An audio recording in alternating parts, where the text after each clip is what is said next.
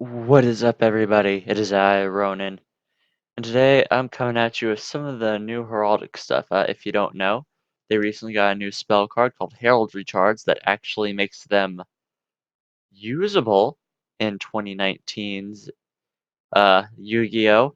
Not good usable, but still usable.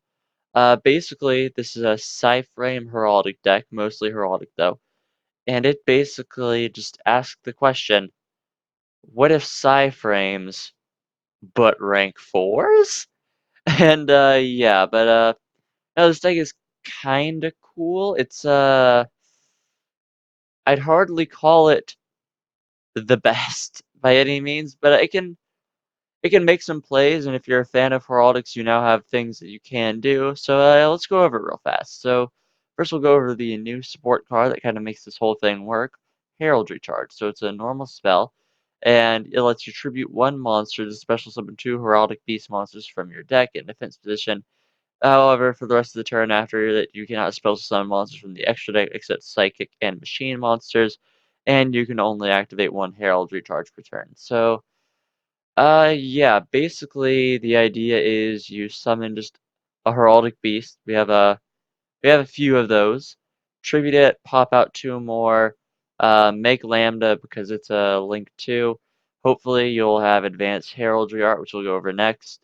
And then from there you can just make another rank 4, which will end up being either Genome Heritage, Patriarch, or the boat. But yeah, let's go ahead and go over Advanced Heraldry real fast as it is the other important card. But yeah, so upon activation, it lets you target two heraldic beast monsters in your grave. You special summon them, and then immediately after this card resolves, you Xyz summon a Xyz monster using those two monsters only. So, yeah, fun fact: even if someone chains like a lance, or not lance, sorry, a scythe to this, because this does happen on the replays. The effect allows for the Xyz summon to happen, so it will still go off. We only really run it at 2 just because graveyard setup is hard with Heraldic Beast, especially considering that we had to run Desires. But yeah, it's basically the other most important card. And now for our last few Heraldry cards, we have Heraldry Reborn, which is just a Heraldic Beast monster reborn. So, it's a decent enough extender. And then we have Augmented Heraldry, their field spell, and I'm honestly really between just like running the regular Psy-Frame field spell because I think it might be more useful, but I might try that later. For now, though, we're playing Heraldic Beast, so we're using the field spell. And yeah, so it makes it so that Psychic type Xyz monsters on the field cannot be targeted by spell or trap card effects.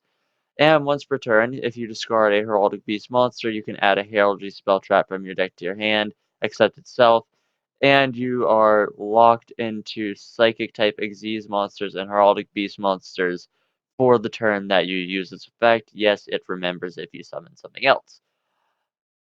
Thankfully, that's not the worst thing in the world, just because all of our monsters are Psychic or Heraldic Beasts.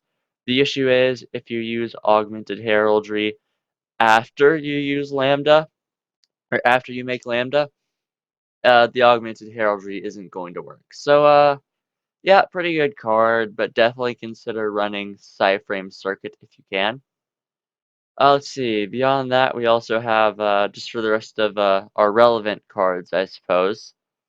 We have two Driver because we are running Desires and we don't want to banish them all of our Psy-Frames.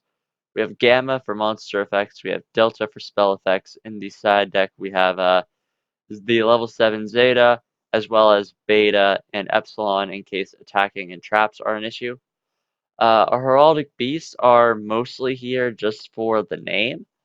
The big important one, though, is Leo. It's destroyed during the end phase of the turn as normal summon, and when it's sent to the graveyard, you can add a Heraldic Beast monster from your deck to your hand except for itself, and it is a hard once per turn. It's kind of the ideal thing to tribute off of Heraldry Charge, just because that will allow you to go like +2, I think. And yeah, you could possibly search a extender like the Amphisbaena, or the eel. Amphisbaena can special summon itself by you discarding a heraldic beast monster from your hand. Eel special summons itself if you control 2 or more heraldic beasts. And then last one we have is Aberconway. Uh, it's a bit of a weird choice, but it's decent enough recovery. But yeah, if it's in the graveyard, you can banish another copy of itself from the grave, and then you can target a heraldic beast monster in the grave and add it back to your hand as a hard once returned. So it's a decent recovery option. It gives us fuel, and it does synergize pretty well with Omega at times, just being able to sort of like banish Aberconway, put an Aberconway back, and then just sort of keep going like that. But yeah, Leo's kind of the important card. Now for the rest of our spells, it's mostly just generic stuff. We have Free Desires for draw power, an Upstart for even more draw power, uh, Terraforming for a little bit more consistency on the field spell, Foolish Burial because if you send Leo with Foolish Burial is just Rhoda, and Call by the Grave because searching in this deck is super duper important, and if we can't get our Heraldry charge off, we are in the big trouble, as it were. But yeah, that's the main deck. Didn't really take too long to go over just because the extra deck is kind of where it's at. So let's go and get right into that. So first up, we have a Nightmare Package. We have Lambda because it is a link to Psychic Monster. So that means we are able to make it after using a Heraldry charge, and it gives us the good arrows to make rank 4s into. We have Baguska because Baguska is a good enough stun card. It can definitely be blockable at times, but it's not the. I don't know. It's annoying enough to keep it there. We have the boat. I think you guys know what the boat does, but just in case you don't, it requires 2 or more level 4s. And at the end of the battle phase, if it destroys a monster by battle, then you can rank it up into a rank 10 or a higher machine monster.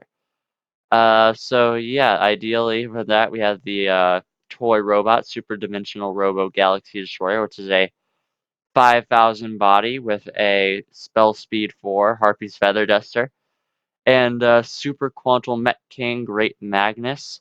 It has a bunch of different abilities based on how many materials it has. Normally we are at the 2 or more ability, which means as a quick effect you can detach a material from it, then shuffle 1 card on the field into the deck without targeting it. So that's a pretty decent disruption, and it's a 3600 body, so it's not awful.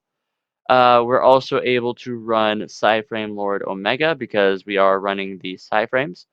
And Omega, it hits cards from hand, and during your opponent's standby phase, if it's on the field, it will return banished cards early from your banish zone to the graveyard. As I mentioned, the little synergy earlier with Aberconway and itself.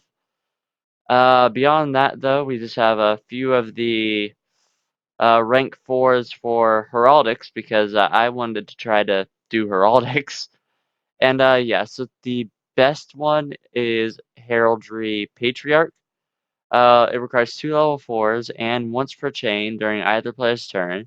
If 2 or more monsters with the same name are on the field, you can detach 1 Xyz material from this card to choose one of those monsters, and then all the other ones with the same name are destroyed. And while it remains face up on the field, your opponent cannot summon monsters with the same name as any of the monsters chosen for this card's effect. And if it's sent to the graveyard, you can send 2 Heraldic Beast monsters from your deck to the graveyard. So it kind of floats into a Leo send as well as maybe a Aberconway recovery. So you get a search or recover, which is pretty good. And the fact that it's once per chain while having insanely specific conditions, it makes it by far the most versatile of the Heraldic Beast boss monsters. Now let's go to the other ones though, just in case. So now we have number 8, Heraldic King Genome Heritage. Requires 2 level 4 Heraldic Beast monsters, and once per turn, it lets you target an Xyz monster your opponent controls, and this card's original name and attack become that monster's name and current attack, and this card's effect becomes that monster's original effect, and then that monster's attack becomes zeros, and its effects are negated. These changes last till the end phase.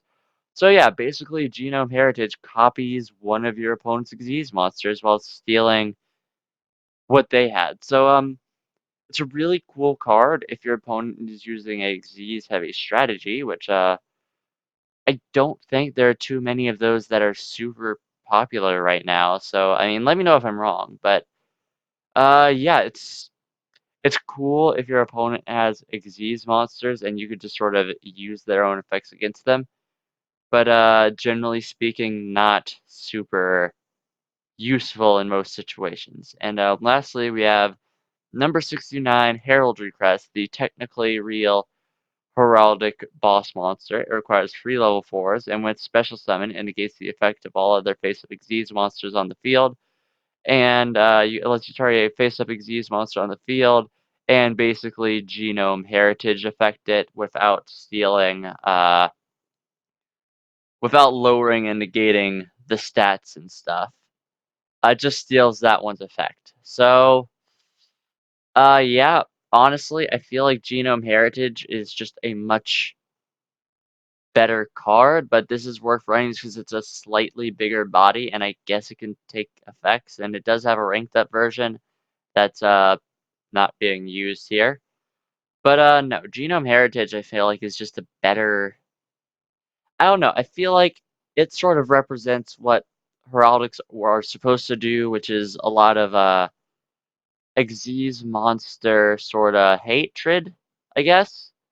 And it combos a lot better with Heraldry Patriarch, because if you steal something's identity, as it were, then you were to target it with Patriarch's effect, you would destroy that opponent's monster, and then they could never use that monster again, so long as Patriarch remains on the field. So, uh, I don't know. I'm not a huge fan of Heraldry Crest, but I felt like it was sort of obligatory to run it just in case. But no, Genome Heritage is better, and I wish it was a little more viable because it's a really, really cool card. Uh, Now though, for the side deck, we already went over the epsilons for traps, the betas for attacks, and the zeta if because it's level 7, and we'll be able to make the level 7 if we have to set into beta. We have Super Dreadnought, Rail Cannon, Gustav Max for that pseudo cowboy for game if we ever need it. We have 2 Twin Twisters. I figured we did not need as many because we have the Super Dimensional Robot Galaxy Destroyer ready to rock. 2 Forbidden Chalice because I would have liked to run more. It's just everything else was kind of really important to have. So, yeah, 2 of it. But 3 of it, if you can find space, maybe cut the Zeta. That's your call, though. And last, we have free Ash Blossoms just for some of that generic hand trap action. But, yeah, that's basically the deck. If you're new here, we just go over a few replays. I show you the combos, the deck doing well, the deck doing not so well, so on and so forth like that. And yeah, with that, I'll see you guys in the first replay. All right, friends, welcome to the first replay of Perv Hunter. We are Clue for that sick Tron reference, and if you don't know why I'm using a Tron reference, well, that's because the character that used this deck in the English subtitles for the Yu-Gi-Oh! Exiles anime was Tron. So how's that for a deep cut, friends? But no, we got a Perv Hunter. He's playing a Magibullet, Magical Musketeer, however you want to call it, deck, and we are going first. And I'm doing this replay first because it shows sort of like the full play. So for the full play, you need Heraldry Charge, Advanced Heraldry Art, as well as some Heraldic monster to tribute. Thankfully, in this replay, we did get Leo, so it's kind of like the perfect storm of everything. Plus, we're going first. Now, you don't necessarily have to go first with this deck. I do want to say that now. But it is definitely beneficial because it really does struggle to play through interruptions well. But yeah, let's go ahead and get right into it. So as I mentioned earlier, so the combo, summon Leo, activate Heraldry Charge, get 2 Heraldic monsters. Leo's going to give us a search for another monster. So we add another Aberconway. Then we go ahead and make Lambda, activate the Advanced Heraldry Heart, get 2 more, make Patriarch, and we just sort of pass there. No, that's all you could have done. So yeah, that's basically your first turn plays. You have the Psyframe in hand to back you up, which you can now activate because of the Lambda. The Patriarch's a good interruption. Obviously, there are not many other really good rank 4s you could go into that point. I mean, let me know if there are good rank 4s that I could have gone on into that were, machine slash psychic. But if there were, I didn't know them. But yeah, that's basically the ideal turn 1 play, and kind of, like I said, heraldics aren't super great now, but they are usable again, and I think that's what matters. But yeah, so our opponent gonna go ahead and summon the Starfire, try to instantly fuse into, I'm guessing it was going to be Millenniumize Restrict. But yeah, so we're gonna go ahead and stop that. So we summon the driver, get the Delta. He's gonna go ahead and combo off a little bit. He's not gonna be able to do much with that though, unfortunately. So he makes the max and goes ahead and gets some search. He already used the Cross Dominator this turn though, so that won't be able to activate. And he's just gonna quit at this point. But yeah, I know not a complete game, but it's also one of the few games where I was able to sort of show off the full combo going off ideally. Next replay though is going to show you sort of how a game would normally go with this deck. And it's not that good, but yeah, I'll see you guys there. Okay, on to the second replay with Player, who is using a Trap Trick Hat deck, I think. I'm pretty sure this is Hat. Uh, yeah, Hand Artifact Trap Trick. This is Hat. So yeah, we got Hat here in 2019, and taking advantage of those judgments, and they will be going first here, I believe. Alright, so they're going to summon the Murmillo. Murmillo is going to go ahead and get him in search for a trap hole. Makes the Sarah, sets free, pass. Pretty standard trap trick stuff going on here. But yeah, now it's going to be our turn, and you're going to see how well we can play through interruptions. Because I think this is like the replay I got where that happened best. But yeah, so we're going to draw, get the EL. We activate the Augmented Heraldry. Go ahead and use its effect to search the Heraldry charge by dropping the EL from our hand. Now we're going to activate Heraldry Charge to make these two. Then, however, we are going to get Treacherous Trap Hold, unfortunately, so we were not able to make our Lambda. However, we are going to get a search off of Leo, but Sarah's going to go ahead and set the Murmillo. So we went ahead and searches the Amphisbia. He's going to go ahead and try to use the Murmillo effect to get another card from deck. We're going to go ahead and stop that with a Called by the Grave, though. Sarah, of course, still does activate, and now our plans have changed greatly because the Floodgate Trap Hole is a thing. So yeah, we go ahead and activate the Pot of Desires now. Draw 2, not super great, and gonna go ahead and show you this now because I didn't notice this earlier when I was doing the replay, but yeah, we banished both our drivers, so that's pretty unfortunate. So at this point, just know that any Psyframe hand trap we draw is pretty dead. We are going to use Aberconway, though, to get back our other Aberconway. Then we will be able to special summon the Amphisbia. Then we're going to activate Heraldry Reborn to revive said Aberconway. Then we're going to go ahead and activate the Advanced Heraldry Art, trying to bait out that Floodgate Trap Hole. So we make the Patriarch. He did not activate that for some reason. At first I thought, like, oh, I guess it targets, but, like, it doesn't. I mean, it is a wind effect, so maybe it just can't meet timing with Advanced Heraldry Art. I mean, I guess that's the only thing I can think of. But yeah, so we're just gonna go for battle phase, attack over the Sarah, attack over the Murmillo, then attack directly for a little damage. And yeah, that's kind of how well we were able to just play through some disruption. But yeah, so the rest of the duel is going to continue now. And player here, he is about to go in on these strats. Just watch this series of plays, okay? You're gonna be amazed. So then he gets a fire hand back, crashes once more to pop that, and now I'm just left with this Aberconway. So yeah, player, he went in. I respect that immensely. He's not gonna lie, he is a pretty real one, and I think that was a Discord beat from me. Sorry about that. But yeah, let's go and get into our turn. Not much we can do here outside of summon Eel, go into Lambda because the Floodgate Trap Hole is still like a thing. So yeah, we're gonna go ahead and use Aberconway to get Leo back. Then we're just going to go for battle, attack over the Ice Hand. Thankfully, we didn't have any spell traps or into pop. Yeah, he's gonna draw a Fire Hand. He summons the Murmillo, searches the bottomless, makes Sarah, sets it. Then it is our turn again. We get a advanced heraldry art, which we are going to go ahead and activate. And now this is what I was talking about earlier, because like apparently this beats timing on Scythe because it summons with its own effect. Because, or maybe it was just the fact that it was in a chain. I don't know. But yeah, so we were able to make the boat, hopefully attacking over something in order to make one of our big bad rank 10s, preferably the toy robot. But our opponent is going to go ahead and floodgate trap hole us. We could not respond with the gamma because again we are out of drivers. But now Scythe is going to go ahead and block us out of the extra deck for the rest of the turn. So yeah, we just attack over Sarah. Not much we can do there. Set the Leo. And then it is on to our opponent. Summons the Cornatus to search the Dionia. Then Leo's going to go ahead and searches the Amphisbia.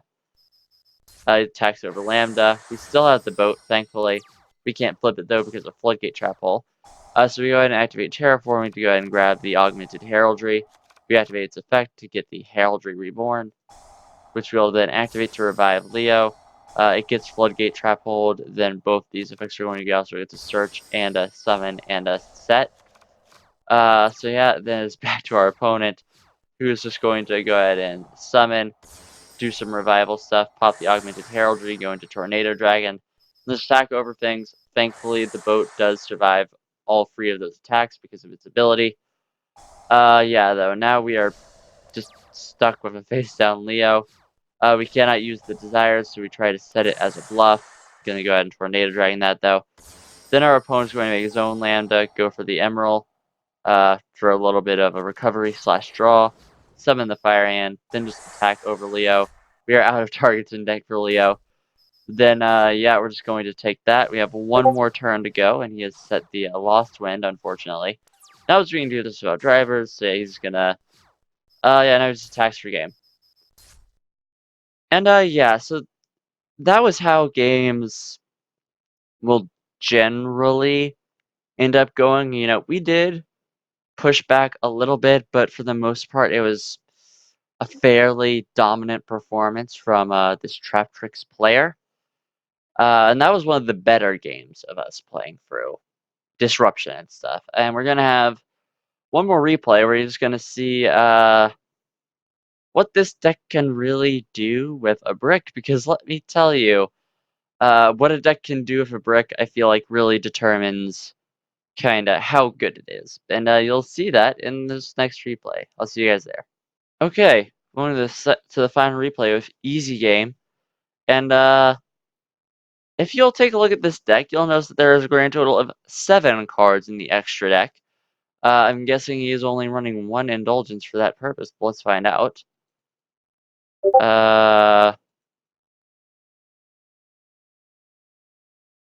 Yes, 1 Indulgence for that purpose. And is that only 1 Foolish Burial Goods? I hadn't actually looked at his... Like, the person I played against, he was actually a pretty cool guy. But I actually hadn't looked at his list before, and there's... Yeah, there's 1 Foolish Burial Goods. Was there one... Like, was there 1 Accelerator? Alright, there's 1, 2, 3. Okay, yeah, so it's a weird list. It's a weird list.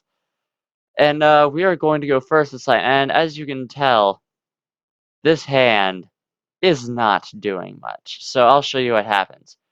Get ready for the sickest play you've ever seen. So we set our Aberconway pass. That's our play. We can't send it to the graveyard at all. Heraldry Arts is dead if we don't have graveyard. Driver's just here. I don't know why. Basically, you're going to use the Pot of Indulgence, banish 6, draw, activate the Pot of Duality. Going to get to the Volcanic Rocket. He's going to set free the Storming, the Olenoids, as well as the Magic Planter.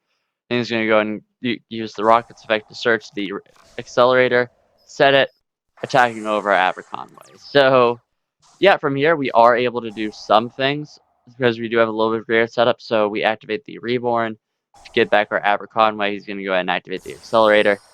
We summon Aberconway to make the Lambda. Then we're able to use Advanced Heraldry Arts to get a rank 4 on board. It's the boat, so we attack, and then we get Storming. Not much we can do after that because this deck doesn't have recovery from stuff like that. But yeah, so it's our opponent's move, and they're gonna misplay some here. So first, summon the Doomfire, and Doomfire is unironically my favorite boss monster in the game of Yu-Gi-Oh! So I love seeing it ran. He's going to go ahead and get rid of the Accelerator Reload, which counts as a triple burst, I believe. And then he is going to use the effect immediately for some reason to send Scattershot. I think he thought it would do more burn damage. So yeah, we do get a little burn damage though. And then he's going to attack, summon the Royal Firestorm Guards, which does nothing. So we could have summoned that first and then made that rank 4, but he did not. Now let's see how we can respond. We can use Aberconway to get Aberconway back, and then we set Aberconway, as well as I called. So, yeah, not great. So he's going to make Tornado Dragon, attempts to pop the called. We're going to go ahead and banish that Scattershot, so we don't have to worry about it anymore. But yeah, he's going to attack, and then attack for game. And, yeah, so that's what this deck can do on a brick. What this deck can do in a average game state, and what this deck can do when it has opened the nuts. None of them were particularly impressive. But no, I think it's I don't know. I guess they're playable now. I'll say that. Heraldry, Heraldic Beast, Heraldry, whatever you want to call it, definitely playable at this point. But I think it'd be better to maybe focus on the Psy-frame aspect of things. Because then it's like you're playing Psy-frames, but you can also make some offensive rank 4s like the boat. But yeah, this is where my final thoughts on it. I do think Heraldry Charge is a really good card. It's just that it is not connected to a very good deck, unfortunately. But yeah, so that's gonna be the video. Let me know what you guys think of the deck. If there's ways I can improve it, any decks you want me to try out. Anything I did right, wrong, anything, just sort of like that. And yeah, that all being said, like if you liked, comment if you have something to say, and subscribe if you want some more. This has been Ronin, signing off.